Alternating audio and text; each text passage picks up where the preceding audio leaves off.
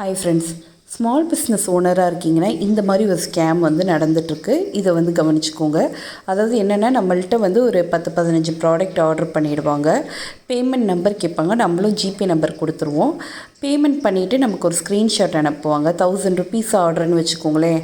நான் உங்களுக்கு 10,000 பண்ணிட்டேன் மேடம், ராங்காக வந்து அமௌண்ட் சென்ட் ஆகிடுச்சு அப்படின்வாங்க. அந்த டைமில் நம்ம என்ன பண்ணோன்னா, நம்மளோட ஜிபேயில் இருக்கக்கூடிய ட்ரான்சாக்ஷன் ஹிஸ்ட்ரின்னு சொல்லி ஒன்று இருக்கும். அதை போய் செக் பண்ணி பாருங்கள். அதை செக் பண்ணிங்கன்னா உங்களுக்கு என்ன அமௌண்ட் உள்ளே வந்திருந்தாலும் சரி, இல்லை நீங்கள் யாருக்காவது எவ்வளோ அமௌண்ட் அனுப்பியிருக்கீங்க, எல்லா டீட்டெயில்ஸுமே அதில் இருக்குங்க.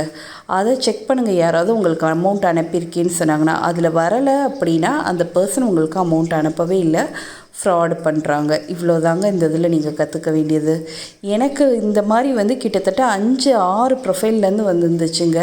அந்த ஸ்கேம் எல்லாத்துலேருந்து நான் தப்பிச்சதுக்கு காரணம் இதை செக் பண்ணது தான். தேங்க்யூ.